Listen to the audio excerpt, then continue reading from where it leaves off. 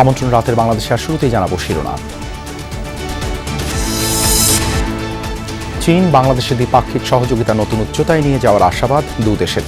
13টি সমঝোতা স্মারক সই, তিস্তা সহ বিভিন্ন নদী ব্যবস্থাপনায় সহযোগিতা বাড়াতে ঐক্যমত্য। ওভারঅল আমাদের এই সফরের মূল উদ্দেশ্য যেটা এমইউ তো একটা থাকবে, এমইউর পাশাপাশি দ্বিপাক্ষিক সম্পর্ককে কিভাবে আরো জোরদার করা যায়। বাংলাদেশিদের জন্য ফের চালু হচ্ছে ভারতের ট্যুরিস্ট ভিসা। আবেদন নেওয়া হবে 28 জুন থেকে। বন্ধুত্বপূর্ণ সম্পর্ক এগিয়ে নেওয়ার আশাবাদ নতুন হাই কমিশনারের।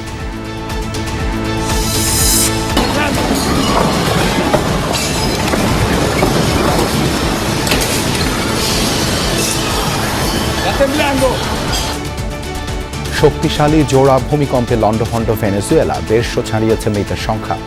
1 লাখ প্রাণহানির সংখ্যা মার্কিন ভূতাত্ত্বিক জরিপ সংস্থার।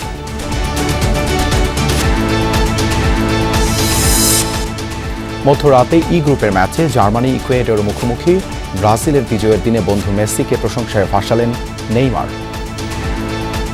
মাঠেও অসাধারণ, তাহলে বুঝে নিন মাঠের বাইরেও কেমন। তার সাথে খেলতে পেরে আমি অনেক আনন্দিত।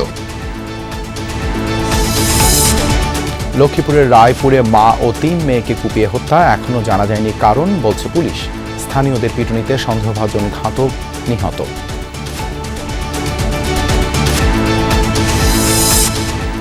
এছাড়াও রাতের বাংলাদেশে থাকছে অন্তর্বর্তী সরকারের সময় সেবা খাতে 12,633 কোটি টাকার দুর্নীতি, জরিপ টিআইবি।